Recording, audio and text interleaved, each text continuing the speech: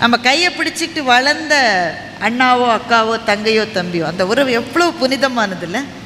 அது ஞாபகம் இருக்கா உங்களுக்கு? வீட்டில் வசதி ரொம்ப இல்லை, சில சமயம் தலை ஒரு தலைன்னு தான் இருக்கும், அது அப்பா எடுத்துகிட்டு போயிடுவார். அம்மாவினுடைய புடவையை விரித்து சகோதரிக்கு பக்கத்தில் படுத்துக்கிட்டு இரவெல்லாம் கிசு கிசு கிசு கிசு கிசுன்னு பேசி சிரித்தோமே, உங்களுக்கு ஞாபகம் இருக்கிறதா? அம்மா உள்ள சத்தம் போடுவாங்களே, என்னடி சிரிப்பு நடுராத்திரியில் பேய் மாதிரி அப்படின்னா ஒரு 5 நிமிஷம் சும்மா இருந்துட்டு 5 நிமிஷத்துக்கு பிறகு திரும்பி வெடித்து சிரித்தோமே, ஞாபகம் இருக்கிறதா உங்களுக்கு? அண்ணனும் தம்பியும், என் தம்பியை எவன்டா அடித்தவன் அப்படின்னு அண்ணன் உங்கள் கிளாஸுக்கு வந்து மிரட்டினானே, அது உங்களுக்கு ஞாபகம் இருக்கா? அப்படி தானே ஆரம்பித்தோம் வாழ்க்கையை. எந்த புள்ளியில் விலகினோம்? எந்த நேரத்தில் நம்முடைய பாதைகள் பிரிந்தன? எந்த கட்டத்திலிருந்து நம்ம வீட்டில் இருக்கிற செய்தியெல்லாம் அவங்களுக்கு சொல்ல வேண்டான்ற முடிவை எந்த கட்டத்திலே எடுத்தோம்? அண்ணன் பொண்ணுக்கு கல்யாணம் நிச்சயம் இருக்கின்ற செய்தியை 3வது மனுஷன் மூலமா கேள்விப்பட்டு மறைவிலே அழுத தம்பிகள் இங்கே எத்தனை பேர் இருக்கிறீர்கள்? ஏன் சொல்லல அண்ணன்? ஏன் சொல்ல? அவங்க மனைவி சொல்லியிருப்பாங்க, இப்போவே சொல்ல வேணாம், கொஞ்சம் எல்லாம் இதுவானதுக்கு அப்புறம் சொல்லலாம், அவங்க வீட்லேயும் ஒரு பொண்ணு இருக்குது, அதுக்கு இன்னும் நிச்சயமா இல்லை, ஒரு கண்ணை போல் இன்னொரு கண்ணு இருக்காது அப்படின்னு சொன்னதுக்காக அண்ணன்ட்ட கூட சொல்லாமல் அப்புறமா சொல்லலான்னு தள்ளி போட்ட சில பேர் இருக்கத்தானே செய்கிறாங்க. அப்போ இவ்வளவு நம்பிக்கையின்மைக்கு மத்தியில் இதோ நான் சந்தித்த ஒரு குடும்பம், எங்கள் வீட்டுக்காரரு, பிள்ளைங்க, மகன், மருமகள் எல்லாரையும் கூட்டிகிட்டு வந்திருக்கலாம் தானே, ஜாலியாக இருக்கும் தானே? ஜாலியாக தான் இருக்கும். ஆனால் நாங்கள் ஒருத்தருக்கு ஒருத்தர் பேசிக்கிற மாதிரியான ஒரு சந்தோஷம் அதில் இருக்காது. ஏன் உங்களுக்கு மிடில் ஏஜ் வந்த பிறகு உங்கள் அண்ணனையோ தம்பியோ அக்காவையோ தங்கையோ விட்டுறாதீங்கன்னு நான் ஏன் கேட்குறேன்? உங்கள் இறந்த காலத்தோடு உங்களுக்கு இருக்கிற ஒரே தொடர்பு அது மாத்திரம்தான். அப்பாவும் அம்மாவும் விடை பெற்று போய் விடுவார்கள் ஒரு கட்டத்துக்கு பிறகு, வேற வழி இல்லை. அதுதான் இயற்கையினுடைய நியதி. நீங்க சின்ன பிள்ளைல எப்படி இருந்தீங்க? உங்களுக்கு எது பிடிக்கும் எது பிடிக்காது? ஓடி போய் சிவாஜி சார் படத்துக்காக கியூவில் நின்று டிக்கெட் கிடைக்கலன்னு அழுதவன் ஞாபகம் இருக்கா அப்படின்னு உங்க பிள்ளைகிட்ட சொன்னா, இவன் வேற வேலை இல்லை, நெய்யின்னு இதையே சொல்லு. ஆனால் இதை உங்க சகோதரிட்டையோ சொன்னா அவங்கள ஆமா இல்லை எப்படி அழுதோம் இல்லை இன்னைக்கு டிக்கெட் கிடைக்கலன்னு. இறந்த காலம் என்பது எவ்வளவு இனிமையானது. அதுக்கு நம்ம திரும்பி இனிமேல் போக முடியாது. நம்ம வசித்த சின்னஞ்சிறு வீடுகளுக்கு இனிமேல் பயணம் செய்ய முடியாது. ஆனால் சகோதரனும் சகோதரியும் இருக்கிற வரை விட்டுறாதீங்க, கையை பிடிச்சிக்குங்க, கெட்டிமாக பிடிச்சிக்குங்க. சில சமயம் நம்மளை இரிட்டேட் பண்ணுற மாதிரி தான் இருப்பாங்க, அதையும் ஒத்துக்கணும். என்ன இரிட்டேட் பண்ணாலும் அந்த உறவினுடைய தனித்துவத்துக்கு நிகர் என்பது எதுவும் கிடையாது. அப்போ இவ்வளவு நம்பிக்கையின்மை வாழ்க்கையில் இருக்கிறது. ஆனால் ஏதோ ஒரு நம்பிக்கை என்கின்ற மலர் சில சமயத்தில் பூக்கத்தானே செய்கிறது. அப்போ இந்த வாழ்க்கை என்பது நம்பிக்கையா நம்பிக்கை இல்லையா? அதுவும் இருக்கு இதுவும் இருக்குன்னே நம்ம பேசிட்டு போயிடுச்சு. சில பேர்ல எங்க நடுவர் அப்படி செய்ய மாட்டாரு, சில பட்டிமன்றங்களில் இதுவும் சரி அதுவும் சரி தீர்ப்பு கொடுக்குற மாதிரி ரெண்டுமே இருக்குன்னு நம்ம பேசிட்டு போயிடுச்சுன்னா வாழ்க்கை என்பது நம்பிக்கையா நம்பிக்கையின்மையா? எது இந்த வாழ்க்கை? உங்களை பார்த்து ஒரு கேள்வி கேட்கிறேன். சகிக்கவே முடியாத துயரங்கள் சில பேருக்கு ஏன் வருகின்றன? They don't deserve it ன்னு நாம நினைக்கிறோம். They don't deserve it. ஐயோ, தாங்கிக் கொள்ளவே முடியாத துயரங்கள் சில பேருக்கு ஏன் வருகின்றன? வருது. ஜெயமோகன் அதை பற்றி ஒரு சம்பவத்தை சொல்கிறார், எழுத்தாளர் ஜெயமோகன். ஜெயமோகனுடைய குரு நித்திய சைத்தன்ய யதி என்கின்ற ஒரு துறவி. தன்னுடைய குருவிடம் ஜெயமோகன் சார் பேசிக்கிட்டு இருக்காங்க. 2 பேரும் சோலாஸ் பீரியடில் இங்கே நடனம்லாம் எப்படி இருந்ததுன்றதை பற்றி பேசிக்கிட்டு இருக்காங்க. எனக்கு நான் சொல்கிறது புரியுதா? குருவும் ஒரு சீடரும் பேசிக்கொண்டிருக்கிறார்கள். அந்த குரு கலைகளில் பேரார்வம் கொண்டவர். அதனால் தன்னுடைய மாணவர்கிட்ட அவர் கேட்குறாரு, சோழர்கள் ஆட்சி செய்த காலத்தில் நம்ம சிற்பங்களை பற்றி கேள்விப்பட்டிருக்கோம், கோயில் கட்டினாங்கன்னு கேள்விப்பட்டிருக்கோம், டான்ஸ் அண்ட் ட்ராமா எப்படி இருந்தது சோலாஸ் பீரியடில் அப்படின்னு குரு கேட்கிறாரு. இந்த மாணவர் வந்து பதில் சொல்ல ஆரம்பிக்கிறாரு. வாசல் ஆட்டோ வந்து நிற்குது. ஆட்டோலேருந்து ஒரு அம்மா இறங்குது. அந்த அம்மாவை பார்த்த உடனேயே இந்த எழுத்தாளருக்கு பகீர்னுது. இது துயரம் என்பது மொத்த உருக்கொண்டு ஒரு மனுஷ வடிவத்தில் இருந்தால் எப்படி இருக்கும்? அந்த அம்மா அப்படி இருக்காங்க. துயரமே ஒரு வடிவாகி இருந்தால் எப்படி இருக்கும்? அந்த அம்மா அப்படி இருக்கு. கூட ஒருத்தர் அநேகமாக தம்பியோ அண்ணனோ அவங்கள கைத்தாங்கில் பிடிச்சிட்டு வராங்க. அந்த அம்மாவில் நடக்க முடியல, நிற்க முடியல. அந்த அம்மாவுக்கு அப்படியே கைத்தாங்கலாக கூட்டிகிட்டு வராங்க. இப்போ குருவை பார்க்க வந்திருக்காங்க. இவர் பேச்சை அப்படியே நிறுத்திட்டு அங்கே போகிறாரு. அந்த அம்மா வருது, அப்படியே கைத்தாங்கலாக வருது. இவரை பார்த்த உடனே அப்படியே நெடுஞ்சான் கிடையா தரையில் விழுந்து கதறி கதறி கதறி கதறி அந்த அம்மா அழுது. பேச முடியல. அழுகை, அப்படி ஒரு அழுகையை மனித வாழ்க்கையில் ஒருத்தர் சந்திச்சிருக்கவே முடியாதுன்ற கதறி அழுது. கூட வந்திருக்கிற தம்பி சொல்கிறார், இவங்க டீச்சராக ஒர்க் பண்ணிட்டு இருந்தாங்க. ரொம்ப கல்யாணம் ஆகி 6 மாதத்துக்குள்ளே கணவர் இறந்துட்டார் ஒரு விபத்தில். அப்பா அந்த அம்மா கர்ப்பமாக இருந்தது. ஒரே ஒரு பையன். அந்த உயிரே அந்த பையன்தான். உயிரே பையன்தான். பையனுக்காகவே வாழ்ந்தாங்க. பையனுக்கு இப்போ தான் 1 மாதம் முன்னாடி 22 வயசாச்சு. காலேஜுக்கு போகிறான். அவன் ரொம்ப நச்சரிச்சான்னு அந்த அம்மா காசெல்லாம் போட்டு ஒரு பைக் வாங்கி கொடுத்தது. பைக் வாங்கி கொடுத்த ஒரே வாரத்தில் ஒரு சாலை விபத்தில் மகன் இறந்துட்டான். இந்த அம்மாவுக்கு என்ன இருக்கு, ஏதாவது இருக்கா இனிமேல் வாழ்க்கையில்? உங்களை பார்க்க கூட்டிகிட்டு வந்தோன்னு அந்த தம்பி சொல்கிறான். அந்த அம்மா அழுவுது அழுவுது அழுவுது, அப்படி அழுவுது. அழுகையிலேயே தன்னுடைய துயரை கடந்து விடுவது போல அந்த பெண் அழுதாள் என்று எழுத்தாளர் எழுதுகிறார். அழுது முடித்த உடனே குரு சொன்னார், ஒவ்வொருத்தருக்கும் கர்ம வினை என்பது இருக்கிறது. இந்த கர்ம வினையை கடப்பதற்கு வேறு வேறு மார்க்கங்களை ஒவ்வொரு மதமும் சொல்லுகிறது. சில மதங்கள் கர்மா தியரியை ஒத்துக்கொள்வதில்லை. ஆனால் கர்மா என்பதை ஒத்துக்கொள்ளுகிற மதங்கள் அந்த கர்மத்தை கடப்பதற்கு எவ்வளவோ வழிகளை சொல்லுகிறது. சில பேர் தவம் செய்கின்றாங்க, சில பேர் பரிகாரம் செய்கின்றாங்க, அங்கே செய் இங்கே பண்ணு தானம் கொடு எல்லாம் சொல்கிறாங்க. ஆனால் சில பேருக்கு அவர்களின் துயரத்தின் மூலமாகவே அவர்களினுடைய கர்ம வினையை கடக்க வேண்டும் என்பது விதியினுடைய ஒரு செய்கை. துயரத்தின் மூலம் கர்மாவை கடக்க முடியும் என்றால் உனக்கு அதுதான் விதிக்கப்பட்டிருக்கிறது, மகளே எழுந்து நில் என்று குரு சொல்லுகிறார். அந்த அம்மா அதை கேட்டுட்டு எழுந்து நிற்குது. அவர்கிட்ட இருந்த ஒரு கல்லை கொடுத்துக்கிறாரு. இது நான் இமயமலையிலிருந்து வந்த கல், இது சால கிராமம் போல் நினச்சிக்க, உன்னோட பூஜை அறையில் வச்சுக்க, இது உனக்கு ஏதோ ஒரு விதமான நம்பிக்கையை கொடுக்கும், உன்னுடைய வாழ்க்கையில் இந்த துயரத்தை நீ கடந்து செல்வாய் அப்படின்னு சொல்கிறாங்க. அந்த அம்மா இப்போ கொஞ்சம் ஆறுதலான மாதிரி இருக்குது. ஏன்னா முன்னாடி நடக்கவே முடியல, இப்போ உட்காந்துருக்கு, தண்ணியை குடிச்சிக்குது. நான் வரேன்னு கும்பிடு போட்டு ஆட்டோவில் ஏறி போயிடுச்சு. எழுத்தாளர் பார்த்துட்ருக்கார்ல, அவருக்கு அப்படியே விம்மி விம்மி வருது. இப்படி ஒரு துயரத்தை கொடுத்த கடவுளுக்கு ஏதாவது கருணை இருக்கா? கருணையே வடிவமானவன்னு கடவுளை சொல்கிறோமே, அது உண்மையா? அந்த கடவுள் இருக்காரா இல்லையா? அப்படி அவர் இருக்காருன்னா இப்படி ஒரு துயரத்தை ஒரு பெண்ணுக்கு கொடுக்க முடியுமா? எங்களால் தாங்கவே முடியாத துயரங்களை எங்களுக்கு கொடுக்காதே கடவுளே, எங்களால் தாங்க முடிந்த துயரங்களை மாத்திரமே எனக்கு கொடு. இந்த வாசகத்தை சொன்னது யார் தெரியுமா? ஷாஜகான் இந்த வாசகத்தை சொல்லியிருக்கிறார். நீங்கள் தாஜ்மஹாலுக்கு போனால் ஷாஜகானின் கல்லறையின் மீது ஒரு உருது வாக்கியம் பொறிக்கப்பட்டிருக்கும். அந்த உருது வாக்கியத்தினுடைய பொருள் என்ன நான் கேட்டேன். இதுதான் பொருள். ஷாஜகானை போல இந்தியாவை கட்டியாண்ட ஒரு பேரரசன் தன்னுடைய எபிடாஃப், தன்னுடைய கல்லறை வாசகமாக எதை எழுதி வைத்திருக்கிறார் என்றால், எல்லாம் வல்ல பரம்பொருளை எங்களால் தாங்க முடிந்த துயரங்களை மாத்திரம் எனக்கு கொடுங்கள், எங்களால் தாங்க முடியாத துயரங்களை கொடுக்காதீர்கள் என்பதை ஒரு மாபெரும் பேரரசன் எழுதி வைத்திருக்கிறான் தன்னுடைய கல்லறையில் என்று சொன்னால், இந்த எழுத்தாளருக்கு அதுதான் ஞாபகம் வந்தது. எந்த ஒரு வதை கூடத்திலே போட்டு நம்மை வதைப்பது போல ஏதோ ஒரு கருணையற்ற கரம் நம்மை வதைக்கிறதா என்ற கேள்வி வந்தது. அவர் அப்படியே உறைந்து நிற்கிறார். அவருக்கு பேச முடியல எழுத்தாளருக்கு. குரு இப்போது எழுத்தாளரை பார்த்து கேட்கிறார், எங்கே விட்டோம்? சோலாஸ் பீரியடில் டான்ஸ் அண்ட் ட்ராமா இருந்ததா இல்லையான்னு கேட்குறார் குரு. இந்த மாணவருக்கு புசு புசு புசு புசுன்னு கோபம் வந்தது. குரு அதனால் அடிக்க முடியாது. கோபத்தை எப்படி காட்டுவது குருவிடம்? சொல்லிட்டாரு, நீ மனுஷனாயா? நீ மனுஷனாயா? ஒரு அம்மா இப்படி அழுதுட்டு போயிருக்கு, நீ ஏதோ விட்ட இடத்துல இருந்து டிஸ்கஷனை நீ தொடர்ற, நீ மனுஷனான்னு கேட்டு கோச்சிட்டு கிளம்பிட்டார். இந்த குருவே எனக்கு வேணாம், கிளம்பிட்டார். பஸ் ஸ்டாப் மட்டும் போனார். அவன் சொல்லிட்ட கடைசி பஸ் போயிருச்சுன்ட்டான். வேற வழியில் இங்கே தான் திரும்பி காலையில் முதல் பஸ்ஸை பிடிக்கணும். திரும்பி வந்துட்டார். ஆனால் குருவோட பேசலை, ஏன்னா கோவம். குரு அதே புன்னகை மாறாத முகத்தோடு, என்ன திரும்பி வந்துட்டியா, பஸ் இல்லையா? இந்த இவர் பதில் சொல்லலை.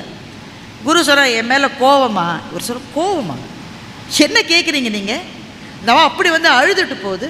உன்னுடைய துயரத்தாலே உன்னுடைய கர்ம வினையை நீ கடக்க முடியும்னு என்னவோ பெரிய போதிசத்துவர் மாதிரி அவருக்கு அட்வைஸ் பண்ணிட்டு அந்த அம்மா போனவன உங்கள் கண்ணில் ஒரு துளி தண்ணீர் வரலையே, நீங்கள் அப்புறம் என்ன குரு? நீங்கள் அந்த அம்மாவினுடைய வேதனையை பார்த்து உங்கள் கண்ணிலிருந்து ஒரு கண்ணீர் சொட்டு கண்ணீர் வரலன்னா நீங்கள் எப்படி குருவாக இருக்க தகுதி உள்ளவர் அப்படின்னு எழுத்தாளர் பொங்கி எழுறார். குரு அவரை பார்த்து கேட்கிறார், நீ என்ன நினச்சிக்கிட்டு இருக்க? நான் ஒரு சன்னியாசி. துறவினா உண்மையான துறவி. துறவி மாதிரி ஆடம்பர வாழ்க்கை வாழ்கிற துறவி கிடையாது, உண்மையான துறவி. இன்னைக்கு அவங்க கண்ணிலிருந்து ஒரு சொட்டு கண்ணீர் வருது, அதை பார்த்து நானும் அழறேன். நாளைக்கு எவனோ ஒருத்தர் சிரிச்சுக்கிட்டே வருவான், அவனை பார்த்து நான் சிரிக்கணுமா? அப்போ துறவின்றவன் யார் தெரியுமா? ஒரு கண்ணாடி திரைக்கு இந்த பக்கத்திலிருந்து வாழ்க்கையை பார்ப்பது போல மனிதர்களை பார்ப்பது தான் ஒரு துறவியினுடைய பணி என்று அவர் சொன்னார். இதை வாங்கிக்கிறதுக்கு நமக்கு நிறைய சக்தி வேணும். நம்ம என்ன நினைக்கிறோம்? மற்றவனுடைய துயரத்தை பார்த்து ஒரு சொட்டு கண்ணீர் வடிக்காதவன் மனுஷனாகவே இருக்க முடியாது. ஆனால் உண்மையான துறவிகள் அந்த துயரத்தையும் கடந்து போனவர்கள் மாத்திரமே உண்மையான துறவிகளாக இருக்க முடியும். இப்போ நான் இந்த சம்பவத்தை நான் படித்தேன். இதை படிச்சுட்டு மூடி வச்சுட்டு நான் யோசித்து பார்க்குறேன், நம்மில் யாராலாவது அப்படி இருக்க முடியுமா என்று நான் யோசித்து பார்க்கிறேன். ஒரு துயரத்தை கடந்து நின்று அதை பார்க்கிற பார்வை நமக்கு வருமா? ஐயா பேசிக்கிட்டப்போ, துரை ஐயா பேசிக்கிட்டப்போ சொன்னார், மிகப்பெரிய துயரங்களுக்கு ஆளானவர்களுக்கு எந்த காரணத்தினாலும் இயற்கை மிக நீண்ட ஆயுளை கொடுத்து விடுகிறது என்று சொன்னார். இதை வாங்கிக்க ரொம்ப கனமான ஒரு செய்தி, ரொம்ப கனமான ஒரு செய்தி. ஆனால் மிக கொடிய தனிமையில் உழலுகிறவர்கள் மிக நீண்ட ஆண்டு வாழ்கிறார்கள். நல்லா இருந்துட்டு இருக்கிற ஒரு குடும்பத்தில் மிக இளைய வயதிலே மரணங்கள் நிகழ்கின்றன. அப்போ இந்த வாழ்க்கை என்பதில் நம்பிக்கை இருக்கிறதா இல்லையா? இப்போ ஜென் புத்திசம் கதை ஒன்றுத்துக்கு போகலாம். ஏன்னா நமக்கு விடை தெரியாதப்போ வேறு யார்ட்டையோ தான் கேட்கணும். நமக்கு விடை தெரியல, வேறு யார்ட்டையோ தான் கேட்கணும். ஒரு ஜென் குரு, அவர் பேர் இக்யூ. அவர் ஜாலியாக தமாஷ் பண்ணிக்கிட்டே இருப்பார். தமாஷ் பண்ணிக்கிட்டே இருக்கிற குருவின் பெயர் என்ன? இக்யூ. இக்யூட்ட ஒரு பெரும் வணிகர் போனார். அவர் வீட்டில் அப்போ தான் ஒரு பிள்ளை பிறந்திருக்கு. ரொம்ப நாள் கழித்து அவருக்கு பிள்ளை பிறந்திருக்கு. இக்யூட்ட போய் கேட்டு, எங்கள் வீட்டில் இப்போ தான் ஒரு பிள்ளை பிறந்திருக்கு, நீங்கள் ஒரு வாழ்த்து மாதிரி ஏதாவது சொல்லுங்கள். இக்யூ படப்படன்னு எழுதி கொடுத்துட்டார். இவர் ரொம்ப பத்திரமாக அதை வந்து வீட்டில் சாமி ரூமில் வச்சு எல்லாம் வணங்கிட்டு அதை படித்து, அதான் நல்ல வாழ்த்து வாசகமாக இருக்கும் அப்படின்னு சொல்லிட்டு அதை படித்து பார்க்குறாரு. இக்யூ என்ன எழுதியிருந்தார் தெரியுமா? தாத்தா இறந்தார், மகன் இறந்தான், பேரன் இறப்பான் அப்படின்னு எழுதிட்டார். உடனே இந்த ஆளுக்கு எவ்வளோ கோவம் வந்திருக்குன்னு மட்டும் யோசிப்பாங்க. எங்கள் ஒரு இடத்துல நம்ம நல்ல சொல்ல வேண்டாம், அவச்சொற்களை சொல்லலாமா? நல்ல மங்கள சொற்களை தானே சொல்லணும். அல்லையோ போய் சண்டை என்ன ஏதாவது பிரச்சனை ஒன்றும் இல்லை. சரி சரி, நான் அவ்வளவு நேரமாக பேசிட்டேன் அப்படின்னு வடிவேலு மாதிரி கேட்கணும். சரி, இவர் சண்டைக்கு போகிறாரு இக்யூட்ட. நான் உன்னை வாழ்த்து சொன்னால் நீ என்னையா இந்த மாதிரி ஒரு அவச்சொல்ல நீ எழுதி கொடுத்துருக்க. ஸோ நான் அவச்சொல் எழுதலையே, நான் வாழ்த்து தானே எழுதியிருக்கேன்னாரு இக்யூ. என்னையா வாழ்த்து எழுதியிருக்க? தாத்தா இறந்தார், மகன் இறந்தார், பேரன் இறப்பான்னு எழுதி, இது வாழ்த்தா? இக்யூ சிரித்து கொண்டே சொன்னார், இது இந்த ஆர்டரில் நடக்கணும்னு நான் சொல்லுவதே ஒரு வாழ்த்து தான் என்று இக்யூ சொன்னார். அப்போது வாழ்க்கையின் கடும் துயரங்கள் வருகிற போது நாம் செய்ய வேண்டியது ஒன்று தான், அந்த துயரங்களிலிருந்து நம்மை கொஞ்சம் தனிமைப்படுத்தி கொண்டு அந்த துயரத்தை பார்க்க முடியுமா என்கின்ற ஒரு மனநிலையை நமக்குள் வளர்த்து கொண்டால் பெரும் கடும் துயரங்களிலிருந்து நம்மால் மீண்டு வர முடியும். அதுக்கு இது கொஞ்சம் டீப்பான விஷயம். ஏன்னா இவ்வளோ நேரம் ஜாலியாக பேசியாச்சு. நம்ம முடிக்கிற போது நீங்கள் எடுத்து சென்று போவதற்கான ஒரு சிந்தனையை கொடுக்கணும். நம்ம வாழ்க்கையில் எப்பவுமே 2 மனநிலைகளில் தான் இருக்கும், கரெக்டாக? ஒன்று இன்பம் அல்லது துன்பம். பெரும்பாலும் துன்பத்தில் தான் இருக்கும். உண்டா இல்லையாங்க? எங்கள் அலுவலகத்தில் பணிபுரிந்த ஒருத்தர் என்னோட ரொம்ப வயதில் மூத்தவர். அவர் ரிட்டையர் ஆகிட்டார். ரிட்டையர் ஆகி 10 வருஷம் ஆயிடுச்சு. அவரை சமீபத்தில் நான் சந்தித்தேன். அவரெல்லாம் படியில் இருந்தபோது எப்படி இருப்பார் தெரியுமா? அப்படியே சிங்கம் மாதிரி இருப்பார். அவரை யாராவது ஒரு கேள்வி கேட்ட முடியாது. நீங்கள் அந்த மாதிரி நிறைய பேர் நீங்கள் சந்திச்சிருப்பீங்க. ஒரு அப்படியே பொம்மனும். நாங்கள்லாம் அப்போல்லாம் ரொம்ப ஜூனியர். நான்லாம் அவரை பார்த்தாலே நாங்கள் அப்படியே 4 steps பேக்குன்னு பின்னாடி போயிடுவோம். அவர் எதிரிலே நாங்கள் நிற்க மாட்டோம். அவருடைய கேபின் வாசல்லையே தவம் கிடைக்கணும். அப்பாயின்மெண்ட் இருக்கும், ஆனால் வாசல்லையே தவம் கிடைக்கணும். அவர் காலே அரைக்கால் கண்ணால் நம்மளை பார்த்து அப்படின்னாக்க நம்ம போச்சு, அப்பாயின்மெண்ட் போச்சு, அடுத்த நாள் தான் வரணும். அப்படி இருந்தார். ரிட்டையர் ஆன பிறகு அவரை கன்சல்டன்ட் அது இதுன்னு 2-3 வருஷம் வச்சுருந்தாங்க. அதுக்கப்புறமா ஐயா எதுக்கு ஃபேர்வெல் நடத்துகிறாங்கன்னு நினைக்கிறீங்க? அலுவலகத்துலலாம் எதுக்கு இங்கே ஃபேர்வெல் நடத்துகிற? மாலையை போட்டு உன்னை போல் உண்டா, நீதான் இந்திரன் நீதான் சந்திரன், வீடு மட்டும் கொண்டு விடுறாங்க. எதுக்கு? திரும்ப நீ வந்துடக்கூடாதுன்றதுக்காக. இது புரியாமல் சில பேர் ஃபேர்வெல்லில் சொன்னதை சீரியஸாக எடுத்து அடுத்த நாள் ஆஃபீஸ்க்கு போய் நிற்காதீங்க, அவமானப்படுவீங்க. இவருக்கு ரிட்டையர் ஆகி கொஞ்சம் கொஞ்சமாக பிள்ளைங்கள்லாம் வேறு நாட்டுக்கு போயிட்டாங்க. மனைவி சீரியலில் முழுகிட்டாங்க. இவருக்கு வாழ்க்கையில் எதுவுமே இல்லை செய்கிறதுக்கு. அவர் என்கிட்ட கேட்டார், இந்த வாழ்க்கையில் ஒன்றுமே அர்த்தம் இல்லை. நான் வாழ்ந்த வாழ்க்கை என்ன, உடல் எல்லாம் நல்லா இருக்குது, ஒன்றும் பிரச்சனை இல்லை இருக்குது, பட் செய்யறதுக்கு ஒன்றுமே இல்லை. நான் எப்படி வாழ முடியும்? நான் சொன்னேன், உங்களுக்கு என்ன சார் பிரச்சனை? அவன் சோத்துக்கே வழி இல்லாமல் எவ்வளோ பேர் தெருவில் இருக்காங்க. உங்களுக்குலாம் என்ன பிரச்சனை? வீட்டில் கார் வச்சுருக்கீங்க, ஒய்ஃப் நல்ல ஹெல்த்தில் இருக்காங்க, உங்கள் ஹெல்த் நல்லா இருக்குது, பெரும் பணியில் இருந்து ஃபுல்லாக ரிட்டையர் ஆகி நல்லபடி ரிட்டையர் ஆகிறதே ஒரு பெரிய போனஸுங்க. அவன் ரிட்டையர் ஆகிறதுக்கு முந்தின நாள் தான் பெரிய சார்ஜ் ஷீட் வருது. நீங்கள் நல்லபடி ரிட்டையர் ஆகிருக்கீங்க, எவ்வளோ பெரிய விஷயம் அது. காசில் ஒன்றும் பிரச்சனை இல்லை, நல்ல காசு வச்சுருக்கீங்க, நினச்சா பயணம் செய்கிறீங்க. இதுக்கெல்லாம் நீங்கள் ஒன்றுமே கம்ப்ளைண்டே பண்ணக்கூடாது சார்னு நான் சொன்னேன். அடுத்த 1/2 மணி நேரம் பேசினேன். இப்போ நான் இங்கே பேசுனதோடு அதிக நேரம் பேசினேன். என்னை சுற்றி இருக்கிற ஒரு பயம் சரியில்லை. என் தம்பி இருக்கான் பாரு, அவனோட மோசமானவனத்தனை இது மட்டும் நான் பார்த்தது. எத்தனை பேர் ஆஃபீஸில் நான் வளர்த்து விட்டுருக்கேன். யாருக்குமே நன்றி கிடையாது. இந்த உலகமே நன்றியற்றவர்களோட உலகம். எல்லாத்தையும் விட என் வீட்டுக்காரமாக இருக்கேன். என்னை மதிக்குதா? நான் ஏதாவது ஒன்று செய்ய சொன்னால், நான் ஒரு நாள் கேட்டேங்க, என்னங்க பெரிய விஷயம் என்ன கேட்டேன், ஒரு மீன் குழம்பு பண்ணு, மீனே வாங்கலைன்னு சொல்லிடுச்சு. அடுத்த நாள் மீன் வாங்கிட்டு வந்து மீன் குழம்பு வையினேன், புளியே இல்லை, நீ குழம்பே வைக்க முடியாதுன்றுச்சு. வீட்டுக்காரமாக கூட என்னை மதிக்கிறது இல்லைங்க. ஒரு பையன் மதிக்கிறது இல்லை. டிவியை திறந்து பாருங்கள், எல்லாரும் கால்னு கத்திட்டு இருக்காங்க. ஒருவேளை என்னை சொன்னாரோ என்று நான் யோசிக்கிறேன். டிவியை திறந்து பாருங்கள், கால்னு யாராவது கத்திக்கிட்டே இருக்காங்க. ரேடியோவை பாருங்கள், சலன்னு யாராவது பேசுகிறாங்க. ஒரு படம் சரியில்லை, ஒரு அரசியல்வாதி சரியில்லை, ஐபிஎல்னு ஒன்று விளையாடுறாங்களே, இவெல்லாம் கிரிக்கெட் ஆகுங்க, இவெல்லாம் உருப்பிடுவானா, இவெல்லாம் விளங்குவானா. அந்த காலத்தில் கவாஸ்கர் விளையாடினாரு, நாங்கள் பார்த்தோம். 45 நிமிஷம் கம்ப்ளைண்ட் பண்ணாருங்க. அவர் இந்த உலகத்தில் கம்ப்ளைண்ட் பண்ணாத ஜீவராசியே கிடையாது. அத்தனை பற்றியும் கம்ப்ளைண்ட் பண்ணார். இப்போ இவர் என்ன மனநிலையில் இருக்கார்? துன்பம். ஏன்னா அவரை சுற்றி இருக்கிற எல்லாமே அவருக்கு துன்பம் தான். மிகச்சில பேர் இன்பத்தில் இருப்பாங்க. என்ன அன்றைக்கி தான் அவங்களுக்கு பிஸ்னஸில் ஏதாவது ஒரு இது கழிச்சிருக்கோம். அவன் விரும்பின பொண்ணு சரின்னு சொல்லியிருப்பா. எவ்வளோ பெரிய விஷயம் பாருங்கள். அவன் விரும்பின பொண்ணு சரின்னு சொல்லியிருப்பா. வீட்டுக்காரமாக மரியாதையாக நடந்திருக்கும். ஒரு நாள் அவங்க பிள்ளைங்க அவங்கள மதிச்சிருப்பாங்க.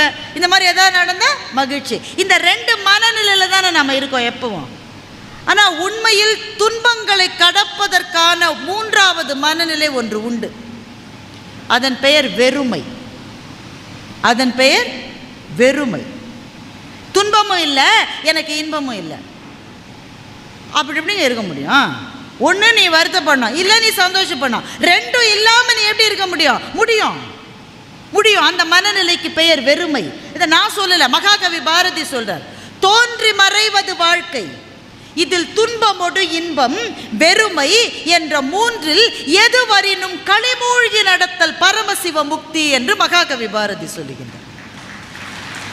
தோன்றி மறைவது வாழ்க்கை. என்ன லைன் இல்லை அது, என்ன லைன் அது? தோன்றி மறைவது வாழ்க்கை. எப்படிலாம் வாழ்ந்தவங்க எங்க இருக்காங்க இன்னைக்கு?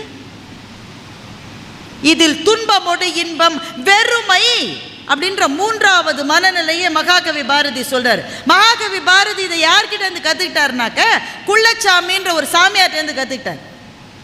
இந்த குள்ளச்சாமி பார்க்கவே ரொம்ப குளிக்காது, அழுக்கு துணிலாம் கட்டி மூட்டையா தூக்கிக்கிட்டு எப்போ பாரு அங்கே இங்கேயும் ஓடிக்கிட்டே இருக்குமா குள்ளச்சாமி. பாரதி ஒரு நாள் இந்த குள்ளச்சாமிகிட்ட போய், சாமி என்ன அழுக்கு துணியெல்லாம் மூட்டையாக கட்டிக்கிட்டு போயிட்டே இருக்க அப்படின்னு பாரதி கேட்டிருக்காரு. குள்ளச்சாமி சொன்ன நான் வெளியில் சுமக்கிறேன், நீ உள்ள சுமக்கிறியே அப்படின்னு குள்ளச்சாமி சொல்லிடு. இது பதிவு, இது பாரதியின் வாழ்க்கையில் இது நடந்தது. நம்ம உள்ள எவ்வளோ சுமந்துட்டு இருக்கோம்ல. சரி, எல்லாரையும் பார்த்து ஒரே ஒரு கேள்வி, நாம் யார்? நான் என்பது யார்? நான் பாரதி, நான் ஒரு பெண்ணு, நான் 2 குழந்தைகளுக்கு தாய், நான் ஒரு அலுவலகத்தில் பணிபுரிகிறேன், நான் ஒரு பேச்சாளர், இன்றைக்கு பொள்ளாச்சி தமிழிசை சங்கத்திலேருந்து நான் விருது வாங்கிறேன். இதெல்லாம் நான் தானே, இது எல்லாமே நான் தான். ஆனால் இது மட்டும்தான் நானா? இது மட்டும்தான் நானா? இதை தாண்டி எனக்கு ஏதாவது இருக்கா இல்லையா? அப்போ நாம் என்பதே என்னன்னா, நான் முன்னாடியே சொல்லிட்டேன் இதெல்லாம் கொஞ்சம் டஃப்பாக இருக்கும். ஆனால் பொள்ளாச்சின்றதுனால நம்பி இதை பேசுகிறேன். எங்கள் ஊர்லலாம் இதெல்லாம் நான் பேச முடியாது. அந்த அம்மா இவ்வளோ நேரம் பேசிச்சு ஒரு ஜோக் கூட சொல்லலைன்றாங்க. கடைசியில் தலைப்பை இப்படி கொடுத்துட்டு நான் ஜோக் சொல்ல முடியாது. அந்த கேள்விக்கு வர்றேன் திரும்ப. நாம் என்பதே ஒன்று நம்முடைய கடந்த கால ஞாபகங்கள் அல்லது வருங்காலத்தை பற்றி நமக்கு இருக்கிற கனவுகள். இது 2 இல்லாமல் நான் என்பதே கிடையாது நமக்கு. நீங்கள் கொஞ்சம் யோசிச்சு பாருங்க. ஒரே ஒரு தனியாகவே இருக்க முடியாது சார். இன்றைக்கி இருக்கிற இந்த செல்ஃபோன் யுகத்தில் ஒரு நிமிஷம் தனியாக இருக்க முடியாது.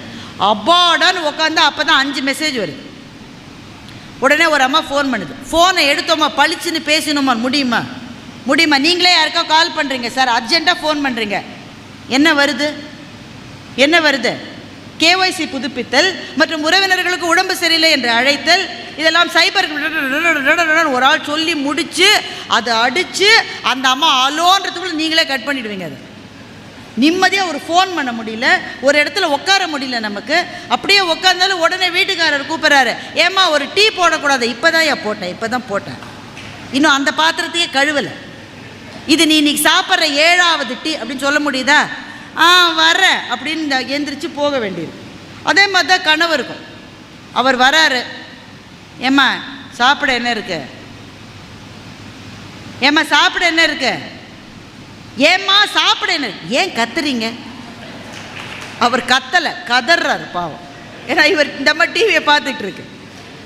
ஒரே ஒரு நிமிஷம் தனித்திருந்தால் நம்முடைய சிந்தனை எதை நோக்கி செல்லுகிறது என்று பாருங்கள். ஒன்று, நேற்றைய காயங்களின் மீது நம்முடைய கைப்பட்டு நம்மை நாமே வருடிக் கொள்ளுகின்றோம், அல்லது நாளைக்கு வரப்போகின்ற எதையோ நினைத்து அச்சப்படுகின்றோம். So either we are thinking about the past or we are thinking about the turbulence in the future. நாளைக்கு இருக்கிற ஏதோ ஒரு தத்தளிப்பு, ஐயோ இந்த அம்மா இன்னும் முடிக்கவே இல்லையே, இங்கே வேறு சாப்பாடு பண்ணியிருக்காங்களா இல்லையான்னு தெரியலையே, நான் வீட்டுக்கு போய் சோறு இனிமேல் செஞ்சு பொங்கி, இந்த எண்ணம் வராதவங்க யார் இருக்காங்க? இங்கே இருக்குல்ல, கட்டாயமாக இருக்கு. நம்முடைய மனம் என்பது இந்த நொடியில் நிற்க முடியும் என்றால் அதை விட பெரிய விடுதலை கிடையாது என்பதைத்தான் மகாகவி பாரதி சொல்லுகிறார். இந்த நொடிக்காகவே நாம் வாழ்ந்த ஒரு தருணம் உங்கள் வாழ்க்கையில் இருக்கிறதா? உடனே அடுத்த கணத்துக்கு போயிட்டோம்ல. நாளைக்கு ஒரு கல்யாணத்துக்கு போனோம், என்ன சாரி கட்டுறது? இந்த மெஜெண்டா கலர் சரியா 3 தடவை கட்டியாச்சு. அது வேறு சில பேருக்கு நல்ல ஞாபகம் வச்சுக்கிட்டு கேட்குது. மேடம், ஒரு அம்மா ஒரு இடத்துல பேசினேங்க, பேசிட்டு இறங்கின உடனே 10 பேர் நம்மளை சூழ்ந்துட்டா நமக்கு ஒரு கெத்தா இருக்குமா இல்லையா? நியாயமாக சொல்லுங்கள், நீங்கள் இருக்குமா இருக்காதாங்க? என்னங்க இவ்வளோ கம்மியாக தலையாட்டுறீங்க? கால் எது கத்துறோம் நாங்களா? யாரோ 2 பேர் இறங்கின உடனே மேடம் நல்லா பேசுனீங்க சொல்லுவாங்க தானே.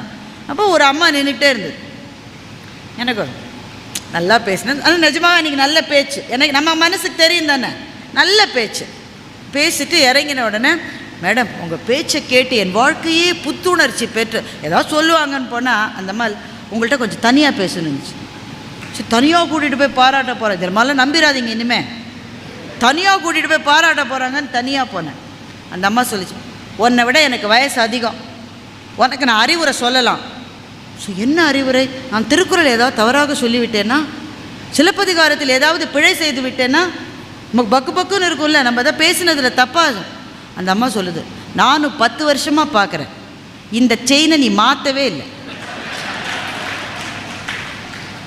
இதே செயினை 10 வருஷமாக நீ போட்டுட்ருக்க, சரி கம்மலையாவது மாற்றுவேன்னு நான் பார்க்குறேன், அதையும் நீ மாற்ற மாட்டேங்கிற, இதெல்லாம் ஒரு ஒரு அலங்காரம் செஞ்சுக்க உனக்கு தெரியாதா? அந்த அம்மா காட்சி 70 வயசு. இப்போ எல்லாருமே என் பேச்சைத்தான் கவனித்தார்கள் என்று நான் நினைப்பது எவ்வளவு பிழை பார்த்தீங்களா?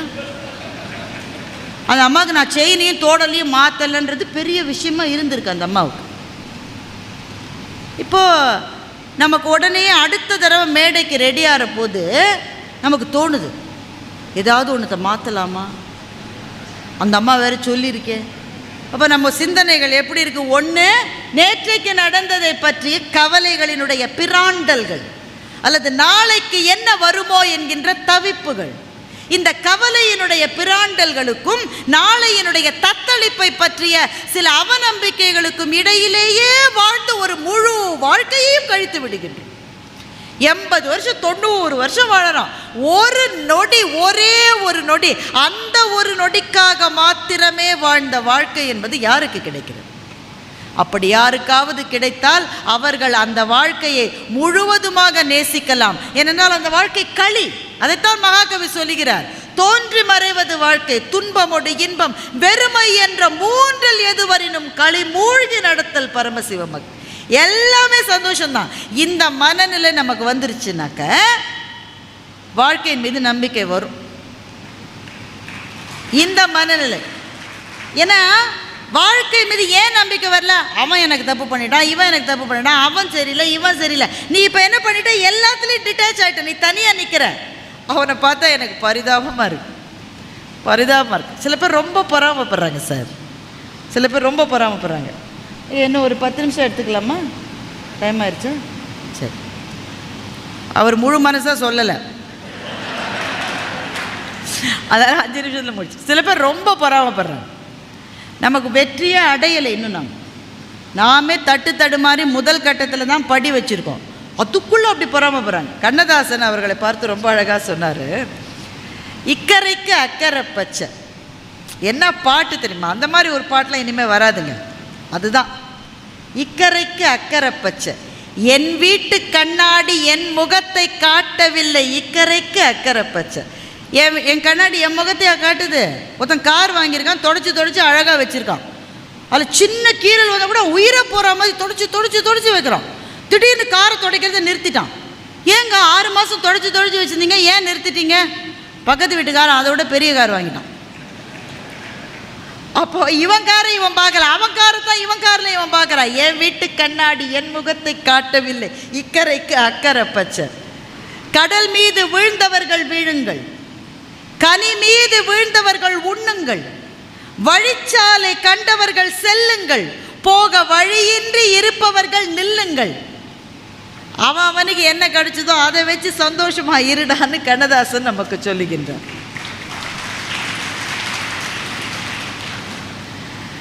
நமக்கு கிடைச்ச வாழ்வு என்பது அவன் போட்ட பிச்சை, அறியாத மானிடர்க்கு அக்கறையில் இச்சை, இக்கரைக்கு அக்கறை பச்சை என்று கண்ணதாசன் அந்த பாடலை முடிக்கின்றான்.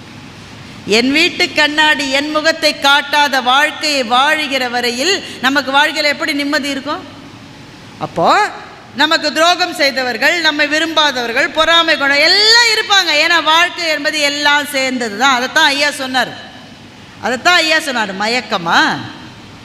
ஆமாம். கலக்கமா? ஆமாம். மனதிலே குழப்பமா? ஒரு அட்வர்டைஸ்மெண்ட் வரும். தலைவலியா? ஆமாம். மூக்கடைப்பா?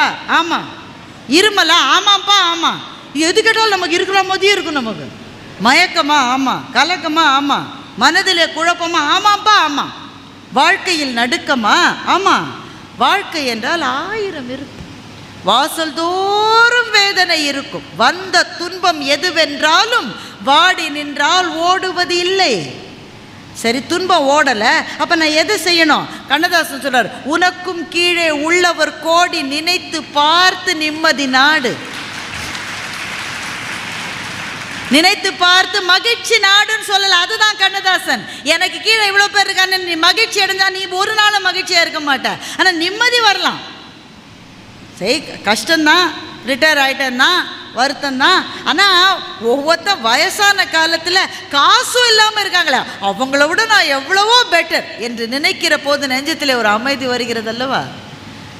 நிறைவாக எந்த நம்பிக்கையின்மையையும் மாற்ற வல்லது ஒன்றே ஒன்று தான், ஒன்றே ஒன்று தான். அதைத்தான் வள்ளுவன் சொன்னான். ரொம்ப தெளிவாக சொன்னான், ரொம்ப சுருக்கமாக சொன்னான், ரொம்ப தெளிவாக சொன்னான். தனக்கு உவமை இல்லாதான் தாழ் சேர்ந்தார் கல்லால் மனக்கவலை மாற்றல் அரிது என்று சொன்னார். எந்த கவலையும் கடவுள்கிட்ட போய் கேட்டு பேரம் பண்ணால் நடந்துருன்னு நினைப்பது எந்த விதத்திலும் பக்தி அல்ல. பக்தி என்பது ட்ரீட்டி கிடையாது. நான் 5 தேங்காய் உடைக்கிறேன், என் பக்கத்து வீட்டுக்காரனுக்கு ஃப்ராக்சர் ஆகணும்னாக்கா கடவுள் அதை செஞ்சிட்டார்னு வைங்க. அவர் எவ்வளவு குறைவான கடவுள் இல்லை, அவர் எவ்வளவு குறைவான. நீங்கள் கேட்குறீங்க, அந்த ஆள் எப்பவுமே எனக்கு டார்ச்சர் கொடுத்துக்கிட்டே இருக்கான், நான் உனக்கு 10 தேங்காய் கூட உடைக்கிறேன், அவனுக்கு ஒரு காலாவது உடையணும், அதை கடவுள் செஞ்சிட்டான்னு வைங்களேன், உங்களுக்கே கடவுள் மேலே மரியாதை கம்மியாயிரும். கடவுளினுடைய நீதி என்கின்ற துலாக்கோல் இருக்கிறதே, அதனுடைய முள் ஒரு கணம் கூட பிசகுவதில்லை நண்பர்களே. கடவுள் வகுத்த நீதி என்கின்ற துலாக்கோலினுடைய முள் மீது நம்பிக்கை வையுங்கள். அப்ப எனக்கே இந்த கஷ்டம் வருதுன்னா எனக்கு தெரியாது என்பதை தவிர வேறு பதிலே அதற்கு கிடையாது. இல்லை, உங்களுக்கு தெரியும், மனசுக்குள்ள தெரியும், ஏதோ ஒரு வினை உறுத்து வந்து ஊட்டும், ஏதோ ஒரு வினை உறுத்து வந்து ஊட்டும். அல்லது எனக்கு தெரியவே இல்லை, எனக்கு ஏன் இந்த கஷ்டம் வரலன்னா இயற்கையின் முன்பு சரணடைவதை தவிர நாம் என்ன செய்ய முடியும்? இதற்கு ஏதோ ஒரு காரணம் இருக்கு. ஆனால் ஒரே ஒரு விஷயத்தில் நம்பிக்கை வைக்கலாம். நான் ஆரம்பித்த இடத்துலயே வந்து தான் முடிக்க போகிறேன். அந்த சோல்ஜர் தினம் உடற்பயிற்சி செய்கிறான்ல, சாதாரண உங்களுக்கு தெரியுமா ஆர்மியில் இருக்கிறவங்களுக்கு என்ன உடற்பயிற்சின்னு உங்களுக்கு தெரியுமா? அந்த ரைஃபிளை தூக்கிக்கிட்டு 45 நிமிஷம் ஓடணும். இந்த ரைஃபிளை தூக்க வேண்டாம், பார்த்தாலே நம்ம ஆள் பாதி பேர் மயக்கம் போட்டு விழுந்துருவோம். தூக்க முடியாது, வெயிட்டுனா வெயிட், அது அதை தூக்கிக்கிட்டு ஓடுறான். கார்த்தால ஓடுறான், மத்தியானம் எந்த இடத்துல தீவிரவாத தாக்குதல் நடந்ததோ அந்த இடத்துல போஸ்ட் பண்ணுறாங்க அவனை. அவன் காலையில் ஓடும்போது ஒய்ஃபுக்கு ஃபோன் பண்ணுறான், இப்போ ட்ரைனிங்கில் இருக்கேன், மத்தியானத்துக்கு மேலே பேச முடியாது, பாப்பாவுக்கு என்னோடய முத்தங்களை கொடுத்துட்டு நான் அப்புறம் பேசுகிறேன். எப்போ பேசுவீங்க? அந்த பொண்ணு கேட்குமா கேட்காதா? எப்போ பேசுவீங்க?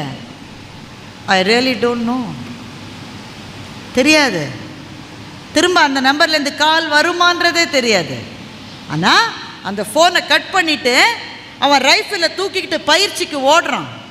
பயிற்சிக்கு ஓடி முடிச்சுட்டு அவன் கொடுக்குற 2 சப்பாத்தியை சாப்பிட்டுட்டு எந்த இடத்துல நேற்றைக்கு பயங்கரவாத தாக்குதல் நடந்ததோ அந்த இடத்துக்கு போய் அவன் நிற்கிறான். அவன் மனசில் என்ன இருக்கு? அவனை பார்த்து நம்ம தெரிஞ்சுக்க வேண்டியது ஒரே ஒரு விஷயம்தான், நான் விழலாம், ஆனால் எதற்காக நான் வாழ்ந்தேனோ அது விழாது. அப்ப எதற்காகவாவது வாழ வேண்டும். சிற்பி ஐயாவை நீங்க கேளுங்க, உங்களோட தெய்வம் என்ன? அவங்க குல தெய்வம் என்னன்னு எனக்கு தெரியாதுயா. நிச்சயமா ஒரு தெய்வம் இருக்குன்னு நான் நம்புறேன். ஆனால் அதையும் விட பெரிய தெய்வம் அவரை ஆட்கொண்டு இருக்கிறது. அந்த தெய்வம் அவருக்கு பக்கத்திலேயே இருக்கு. அவர் துயருகிற சமயங்களில் அது நீவி விடுகிறது, அவருக்கு தூக்கம் வராத சமயங்களில் அது அவரை தூங்க வைக்கிறது. அந்த தெய்வத்தின் பெயர் இலக்கியம், அந்த தெய்வத்தின் பெயர் கவிதை.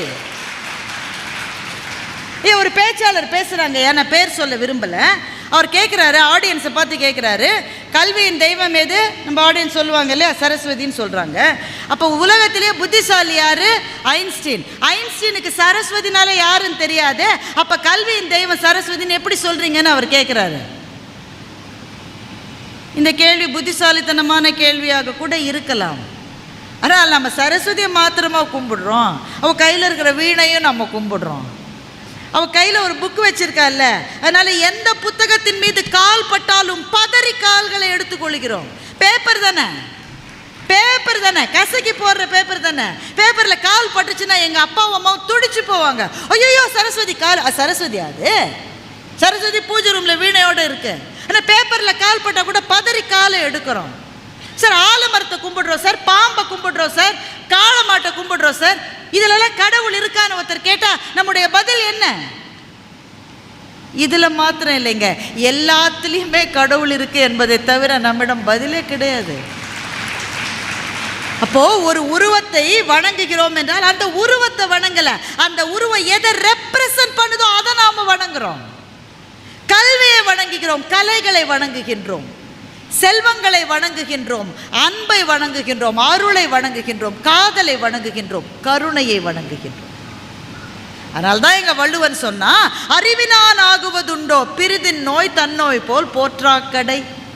உனக்கு எதை பத்தியா ரொம்ப வருத்தமா இருக்கா, ரொம்ப அப்செட்டா இருக்கியா, வாழ்க்கையில் நம்பிக்கையே இல்லையா, ரெண்டு விஷயத்த செய்யுங்க.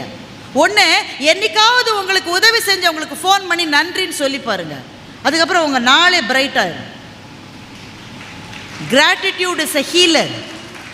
நன்றி உணர்வு என்பதை போல ஆறுதல் மருந்து எதுவுமே கிடையாது. யாருமே ஹெல்ப் பண்ணாமல இவ்வளோ தூரம் வந்திருக்கோம். யாரோ ஒருத்தர் நமக்காக ஹெல்ப் பண்ணாங்கல்ல, அவங்க எங்கே இருக்காங்கன்னு தெரியாது, தேடி பிடிச்சி, ஐயா நான் காலேஜில் படித்தப்போ நீங்கள் தான் ஐயா பணம் கட்டினீங்க, அப்படியா தம்பி எனக்கு ஞாபகம் இல்லையே, ஐயா உங்களுக்கு நன்றி சொல்கிறதுக்கு தான் ஐயா கால் பண்ணேன். ஃபோனை வச்சுட்டு அவருக்கு சந்தோஷம் இருக்கோ இல்லையோ, நன்றி சொன்னோம் உங்களுக்கு எவ்வளோ சந்தோஷம் இருக்கும் தெரியுமா? Gratitude is a healer.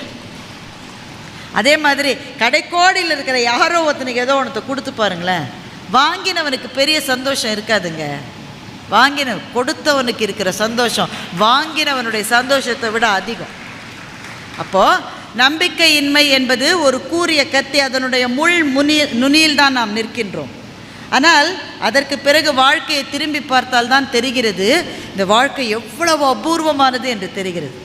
ஒன்று நீங்கள் செய்வேனா, ஒரு நாள் அஸ்தமனத்தின் போது சூரியனை போய் பாருங்கள். சூரியன் விழப்போகிறான், அவனை போய் பாருங்கள். இரு கைகளையும் கூப்பி, இந்த ஒரு நாளை எனக்கு கொடுத்தேப்பா ரொம்ப நன்றின்னு சொல்லி பாருங்களேன், வாழ்க்கை அழகாயிரும். நமக்கு கிடைத்திருக்கிற ஒவ்வொரு நாளும் அழகானது. நமக்கு கிடைத்திருக்கிற உறவுகள் குறைகள் இருந்தாலும் கூட மிக அழகானது. நமக்கு கிடைத்திருக்கிற வாழ்க்கை என்பது அபூர்வத்திலும் அபூர்வம். இதை சொல்லுவதற்கு எல்லாரையும் விட எனக்கு தகுதி இருக்கிறது. முடியப்போகிற தருணத்திலிருந்து திரும்ப வாழ்க்கைக்குள் வந்த எனக்கு அந்த தகுதி இருக்கிறது என்று நான் நினைக்கின்றேன். கையிலே கிடைக்காத ஒன்று இந்த வாழ்க்கை, கையிலே கிடைக்காத ஒன்று இந்த நாள். இந்த நாளை சந்தோஷமாக வாழ்ந்தால் இனி எல்லா நாளும் மகிழ்ச்சியாகவும் நம்பிக்கையாகவும் இருக்கும். வாழ்க்கை என்பது சுமக்கப்பட வேண்டிய ஒரு சிலுவை அல்ல. வாழ்க்கை பாதை என்பது கல்வாரி மலை பாதையும் அல்ல. அது ஒவ்வொரு நாளும் பூக்கள் மலருகின்ற ஒரு அபூர்வமான செடி, ஒவ்வொரு நாளும் புது நீர் ஊறுகின்ற சுனை, ஒவ்வொரு நொடியும் நிறம் மாறுகின்ற ஒரு மேகம். இப்படி வாழ்க்கையை பார்க்க ஆரம்பித்தால் நம்பிக்கை என்ற பூ ஒவ்வொரு நாளும் பூக்கும். 2 நாட்களுக்கு முன்னால் நாம் அத்தனை பேரும் நம்பிக்கையின்மையின் எல்லையில் நின்றிருந்தோம். ஆனால் இன்றைக்கு இந்த தேசம் ஒரு பதிலடி கொடுக்கும் என்கின்ற ஒரு நம்பிக்கை நம்முடைய மனத்துக்குள்ளே வந்திருக்கிறது. 1.5 வருஷம் முன்னால் இனிமேல் இவள் பேசுவாளா மாட்டாளா என்று யூடியூப் சேனல்களுடைய விவாதத்துக்கு நடுவில் நான் மருத்துவமனையில் படுத்திருந்த போது இவள் பேசுவாளான்னு தெரியாது என்று என்னுடைய கணவர் நின்றிருந்தார். ஆனால் இன்றைக்கு நான் கிளம்பி வருகிற போது சிற்பி ஐயாவின் கையால் ஒரு விருதை வாங்குவதற்காக பொள்ளாச்சி வருகிறேன் என்று நான் சொன்னேன். எனவே நாளை என்ற ஒன்றை நம்புங்கள். நம்பிக்கையும் நல்ல நினைவுகளும் நம்மை வாழ